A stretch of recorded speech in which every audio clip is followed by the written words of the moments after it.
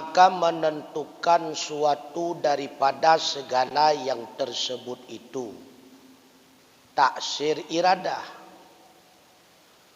dan mengadakan dia itu taksir kudrah.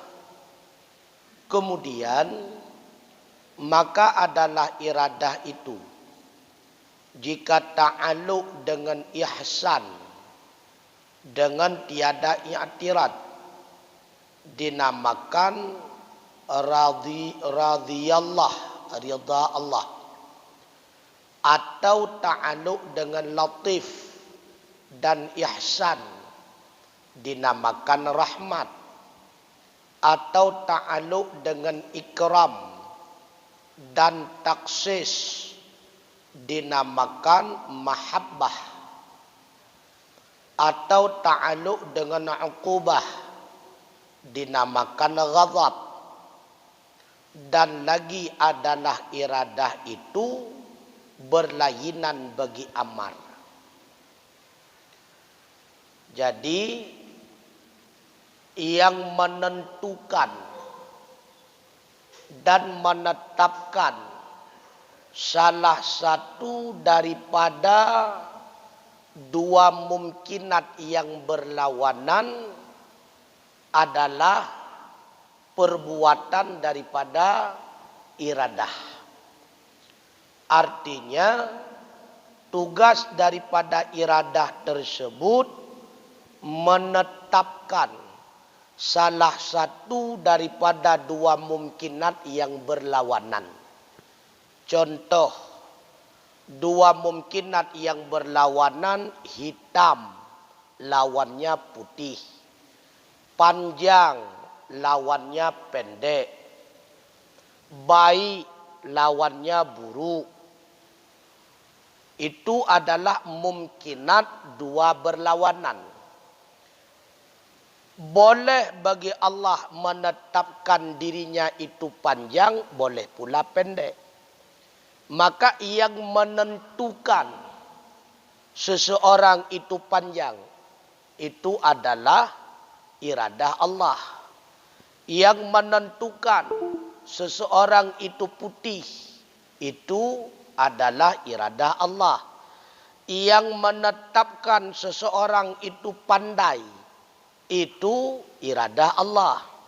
Yang menetapkan seseorang kaya, itu iradah Allah. Yang menjadikan sehingga wujud di alam nyata orang itu benar dalam keadaan panjang, itu tugas kudrahnya Allah. Yang mewujudkan dalam alam nyata benar adanya seseorang itu putih, tugas kudrahnya Allah. Iradah yang menentukan, kudrah yang menjadikan. Maka apapun yang telah ditentukan oleh iradah, itulah yang akan diwujudkan dalam alam nyata oleh kudrah. Artinya tidak ada satu apapun yang dijadikan oleh Allah dengan kudrahnya bertentangan dengan apa yang telah ditetapkan oleh iradahnya. Itu tidak ada. Maka apapun yang terjadi, apakah itu kebaikan atau keburukan, nikmat atau musibah, ujian ataupun bala, itu semuanya telah ditaksis, telah ditentukan, telah ditetapkan oleh Allah dengan iradahnya. Si A senang, si B susah, itu telah Allah tetapkan dengan iradahnya. Maka hasil daripada penetapan iradah, itulah yang dinamakan dengan qadha atau takdir. Hasil daripada ketetapan iradah, itulah yang dimaksud dengan qadha atau takdir. Maka definisi daripada qadha ketetapan Allah yang azali yang terkait dengan segala makhluk. Maka apapun yang telah ditetapkan oleh iradah, misalnya iradah menetapkan si A itu alim, maka ketetapan iradah tersebut itulah yang dinamakan dengan qadha. Lalu Allah menjadikan si A itu di dalam alam nyata benar-benar di dalam keadaan alim. Yang mewujudkan si A benar dalam alam nyata alim, itu perbuatan Allah dengan kudrahnya. Nah, itulah yang dimaksud dengan qadar.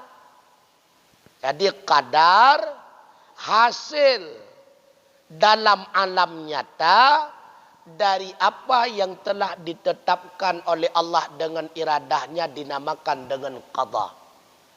Qadha, ketetapan Allah dengan iradahnya, qadar, wujud dalam alam nyata sesuai dengan apa yang telah Allah tetapkan. Maka qadha dan qadar tersebut seiring dengan iradah dan kudrah. Karena qadar hasil daripada perbuatannya kudrah. Sedangkan qadha hasil daripada perbuatannya iradah.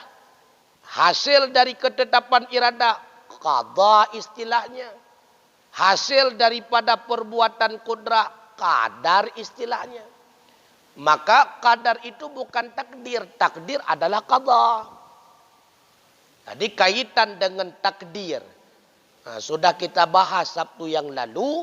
Ada takdir mu'allaq, ada takdir mubram. Nah, jadi Syekh Ibnu Hajar Al-Asqalani beliau pernah mengatakan fal mahu wal isbatu bin nisbati lima fi ilmil malaika wa lima fi umil kitab. Terjadinya perubahan ataupun tidak berubah tetap itu dikaitkan dengan ilmu malaikat dan catatan yang ada pada Lauhul Mahfuz. Huwallazi fi ilmillah fala mahu albatata. Sedangkan sesuatu yang ada dalam ilmu Allah itu tidak pernah berubah sekali-kali. Wa yuqalu lahu al-qadha'ul mubram. Maka ketetapan yang telah tetap pada ilmu Allah dinamakan dengan qadha mubram. Wa yuqalu lil awwali al-qadha'ul mu'allaq. Sedangkan ketetapan Allah bisa saja terikat dengan ta'liq tertentu, dengan kaitan tertentu, itu dinamakan dengan qadha mu'allaq. Jadi, bolehkah berubah sesuatu ketetapan yang ada pada Lauhul Mahfuz? Boleh.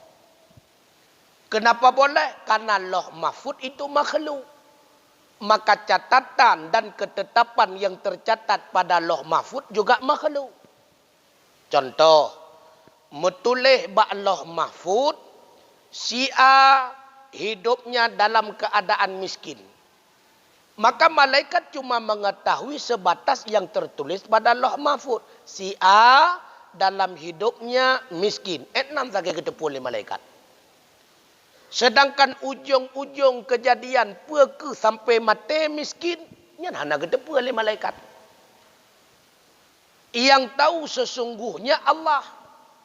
Maka bisa saja Allah mentaklikkan dengan sesuatu, mengkaitkan dengan sesuatu. Di antaranya, ketika usia si A 40, ini misalnya, bila mana si A rajin dalam keadaan bersedekah dan rajin dalam keadaan berusaha, maka jadilah si A ketika itu kaya. Itu ta'liq Allah. Ta'liq kaitan tersebut malaikat pun tidak tahu. Oleh karenanya ketika kita mewujudkan mu'allaq alaih, artinya kita bersedekah, Kita giat dalam berusaha. Karena mu'alla alaih sudah kita wujudkan sebagaimana yang dita'liq oleh Allah. Maka Allah pasti akan memberikan mu'alla. Apa mu'allaknya? Dari usia 40 dia itu kaya. Nyo kehino sebab. Le getanyo geyu usaha. Karena getanyo kan ibarat batiang lam laut. Ho yang ipuput libakat ka kekenan kon. Menyebat yang lam laut hana keinginan siapa. Getanyo penuh dengan keinginan. Karena semua makhluk yang namanya manusia pasti punya keinginan kepada hal yang baik. Mendung. Semua manusia ingin masuk surga. Hana manusia yang ingin masuk neraka. Walau dia itu perampok, walau dia itu pencuri. Hana dulu. Dan semua manusia ingin hidup bahagia. Hana yang ingin melarat. Mandumnya normal manusia. Memang fitrah kita manusia ingin hidup yang lebih baik tu. Yang mendum tu. Oleh karenanya terus berusaha kepada arah yang baik. Siapa tahu usaha kita kepada arah yang baik itu itulah ta'liqnya Allah.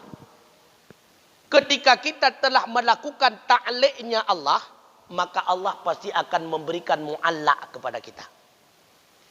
Maka keramai takalan dari lahir lang keluarga sampai dewasa gasian. Umur 40 kaya. Kealasan kaya tadi yang pakai bandron kaya. Oh, gara-gara pun lu muka kelontong kecil-kecilan. Tapi walau demikian lun penuh semangat. Gelam gop buka kios lun kalun buka. Rupanya itulah ta'liq Allah. Sebelum orang membuka kios, dia sudah membuka kios. Dan ketika kata pembuat ta'liq tersebut, Allah gebi mu'allak kepada gedanya. Maka ta'liqnya wahana terdepa.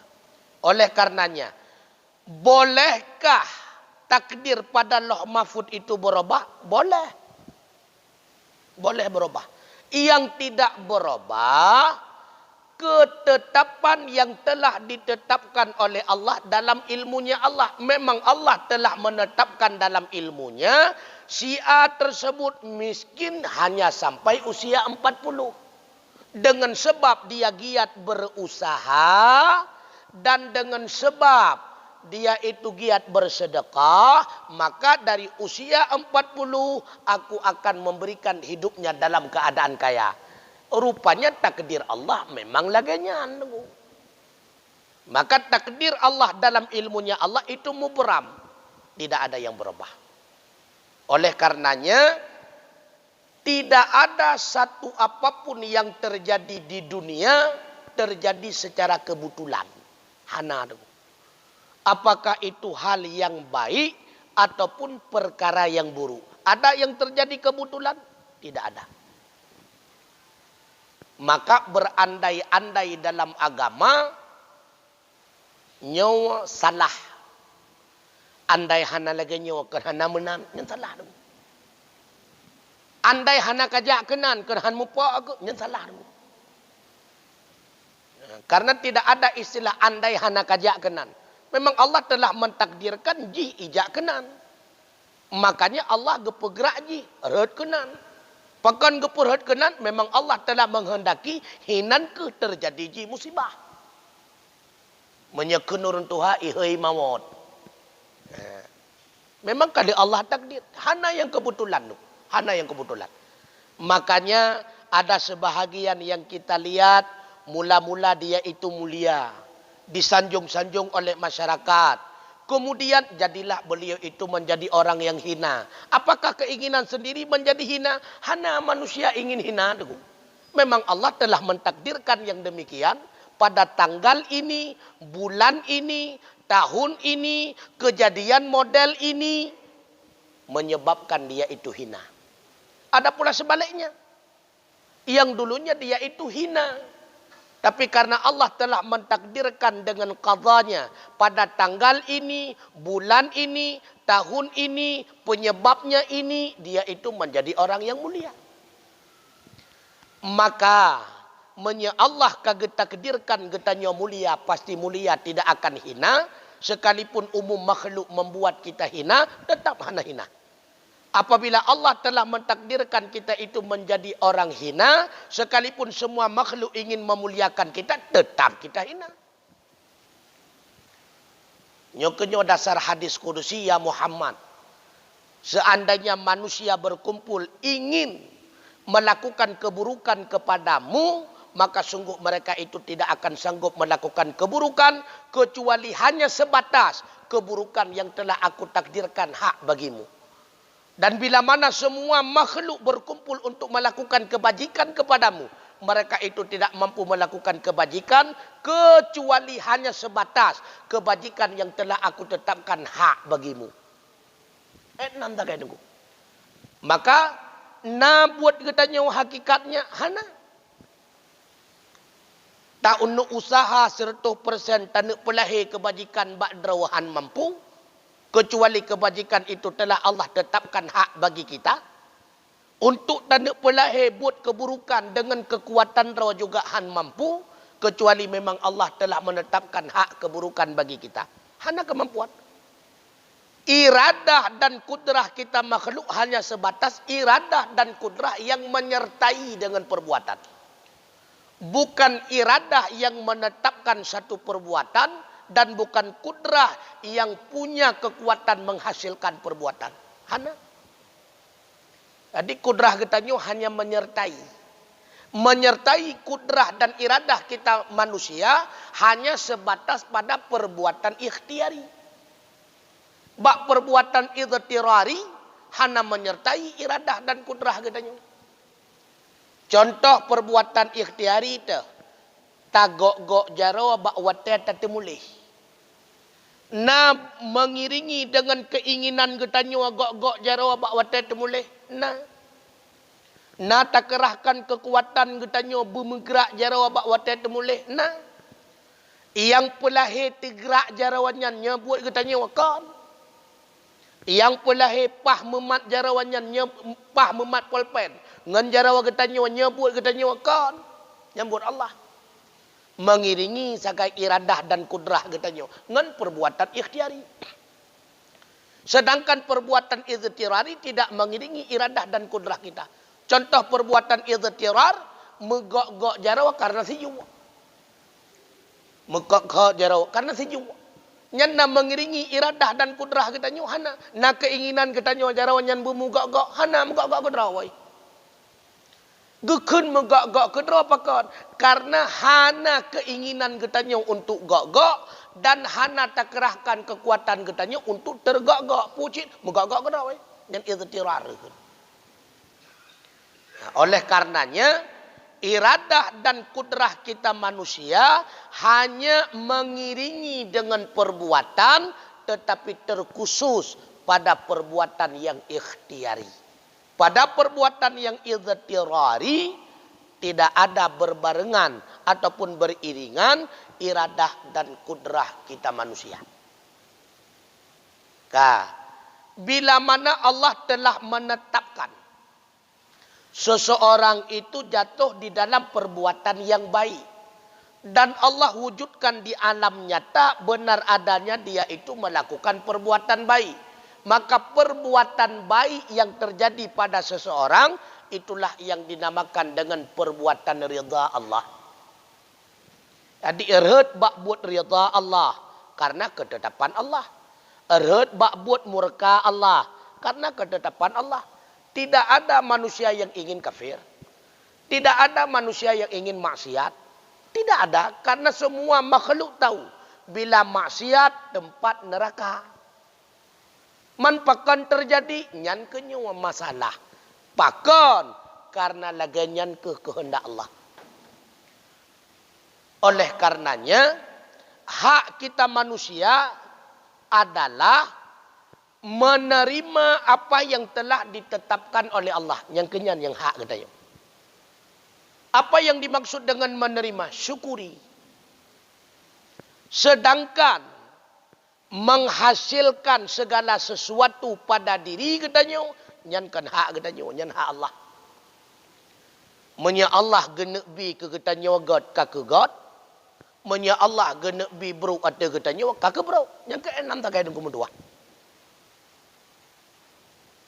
Maka kemudian, karena segala sesuatu diawali oleh ketetapan iradah Allah, dan segala sesuatu yang terjadi pada makhluk hasil daripada perbuatan kudrahnya Allah, maka makna amar itu, maka antara iradah dengan amar itu beda. Apakah tip-tip amar pasti iradah? Tidak. Apakah tip-tip iradah pasti amar? Nyan pun kan. Ada amar tetapi tidak ada iradah. Terbenar ada amar, ada iradah. Terbenar ada iradah, tidak ada amar. Terbenar ada iradah, ada amar. Maka amar dengan iradah beda-beda. Putra iradah kehendak Allah. Apa itu amar? Perintah Allah. Maka hana mendum tengku tiap-tiap ke Allah perintahkan ke getanyo, pasti Allah ne kehendaki bahawa perintahnya getanyo apa buat. Hana nunggu. Nah yang Allah perintahkan tapi Allah tidak iradah. Allah ne yuwanyan bak getanyo, tapi Allah hana ne kehendak buatnya terjadi bak getanyo. Walau ne perintah tetap tidak terjadi. Maka bukti nyata Allah memerintahkan kepada Abu Lahab dan Abu Jahal untuk beriman kepada Allah dan Rasulullah. Tetapi karena Allah tidak iradah, tidak menghendaki, tidak menetapkan kejadian yang demikian, tetap Abu Lahab dan Abu Jahal tidak beriman. Allah telah memerintahkan kepada semua manusia yang akil balik salat. Tetapi kerana mandum yang sembahyang. Allah memerintahkan semua yang akil balik puasa Ramadan. Tapi hana mandum puasa. Bahkan karena Allah tidak menetapkan dengan iradahnya, semua manusia itu melakukan salat. Semua manusia itu melakukan puasa. Geyuwa iradah hana, tetap yang yuwa tersebut hana terjadi. Ada pula iradah tapi tidak diperintahkan. Allah menghendaki si A itu mencuri. Padahal mencuri tidak diperintahkan oleh Allah. Bahkan dilarang. Tapi karena terjadi mencuri, memang begitulah kehendaknya Allah. Allah beriradah si A itu menipu. Si A itu merampok dan sebagainya. Apakah itu semua diperintah oleh Allah? Tidak. Nyehino membuktikan bahawa tidak wajib bagi Allah melakukan salah dan aslah kepada makhluk. Apa itu salah? Melakukan hal yang baik kepada makhluk. Apa itu aslah? Melakukan yang terbaik dari yang baik. Berbeda dengan dakwaan kaum Mu'tazilah. Menurut kaum Mu'tazilah, Allah wajib baginya melakukan hal yang baik dan terbaik. Apabila demikian dakwaan mereka, maka sungguh akan terpaham segala yang tidak baik itu bukan dari Allah. Ini bahaya. Menyena yang kan dari Allah berarti dari makhluk.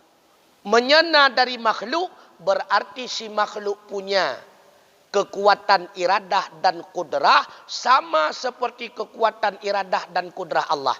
Iradah dan kudrah Allah yaitu melahirkan yang baik-baik, sedangkan iradah dan kudrah makhluk melahirkan yang buruk-buruk. Berarti kasantut kemampuan makhluk dengan Allah itu. Nyoka bahaya. Bahkan bahaya berarti makhluk ada hal tertentu tidak butuh kepada Allah. Maka menyedemikian berarti Allah kakal iftikar. Kabahaya alam. Sedangkan zat yang sah menjadi Tuhan adalah zat yang lengkap dengan sifat istighna'nya dan yang lengkap dengan sifat iftiqarnya. Apa itu istighna'? Sifat yang menunjuki bahawa zat itu maha kaya. Tidak butuh kepada apapun dan siapapun. Yang kedua memiliki sifat iftiqar. Semua makhluk selalu butuh kepadanya. Berarti makhluk yang mampu ipu buat yang buruk-buruk. Berarti hal-hal tertentu makhluk hana butuh kepada Allah. Berarti Allah tidak lengkap dengan iftikarnya. Kabahaya hantar je ke Tuhan. Dan mepa dengan dalil qata'i. Bahkan dengan ayat muhkamat. Dan ayat muhkamat, Allahus Samad. Allah tempat berpegang teguh. Allah tumpuan segala-gala makhluk. Berarti jinawan yang hana butuh kepada makhluk. Bahaya, yang sesat. Oleh karenanya, segala sesuatu yang terjadi pada makhluk, apakah itu kebaikan atau itu keburukan, semua dasarnya dari Allah. Mandum dari Allah. Hana dari gedanya mendengu. Maka Allah yang memiliki hak vetonya. Apakah si A menjadi ahli syurga? Apakah si B menjadi ahli neraka? Apakah si A menjadi ahli ta'at? Apakah si B menjadi ahli maksiat? Itu hak Allah. Yang hak Allah 100% ya. Yang hak getanya wata. Pubuat yang geyuwa kebah yang getam. Nan hak getanya. Man dumna lon pubuat. Pubuat kerahkan kekuatan, kerahkan pikiran, terjadi buat terserah Allah karena Allah yang pernah hebut. Getanya han mampu nunggu. Maka taulang lom menyedekedi ubena buat dari Allah. Pakan cid ahwate terjadi buat gekun buat getanya. Gepenan buat getanya yang pertama karena terjadi buat bak tubuh getanya. Yang kedua, manfaat ataupun mudarat dari akibat buat kembali ke getanya. Makanya gepenan buat nyan buat getanya. Pada hakikatnya yang berbuat demikian Allah.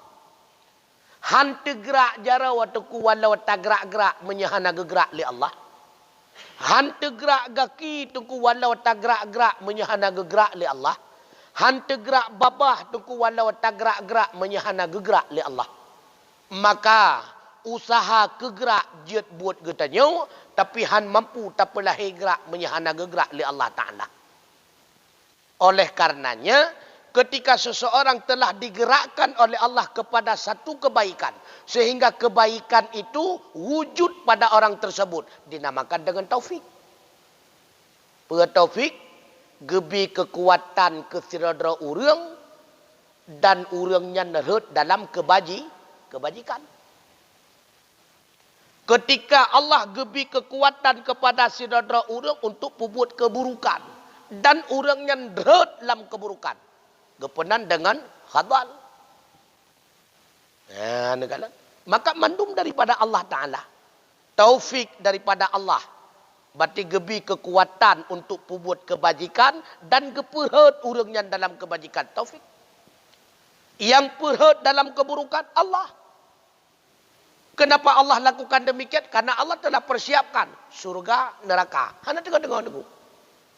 Syarat damang surga yaitu kebajikan dan syarat. Syarat damang neraka keburukan. Lengkap syarat baru je damang neraka hanya damang neraka ho. Menyahansip modal damang neraka hanya damang jid. Mendum neraka hanya damang merangka ho menyahansip syarat surga apa lagi? Urang cukup taat deku hawa genek damang neraka hanya deku. Urang cukup maksiat hawa genek damang surga hanya jid. Karena ada syarat-syarat tertentu. Lagi dalam dunia sini. Mutulehinan. WC khusus untuk wanita. WC sama-sama WC kan. Yang kita mau sehat. Anjir dan syarat. Karena itu laki-laki. WC khusus laki-laki. Kita mau wanita. Anjir dan syarat. Maka laki-laki hanya tamang WC wanita. Wanita hanya tamang WC laki-laki. Hanya syarat. Buat syarat baru je. Wanita berbibi wanita, laki-laki berbibi laki-laki. Tarobah hadra ku wanita, kalau tidak bisa mau nunggu. Bersih syarat. Begitu pula surga dan neraka. Maka antara amar dan iradah itu berbeda. Tidak semuanya yang diperintahkan itu dikehendaki oleh Allah. Sehingga kita termasuk kepada orang yang melakukan perintah. Dan tidak semua yang diiradah dikehendaki oleh Allah. Sehingga kita melakukan apa yang dikehendaki oleh Allah termasuk bahagian daripada perintah. Terbenar itu adalah larangan. No ile putra yang perletanya.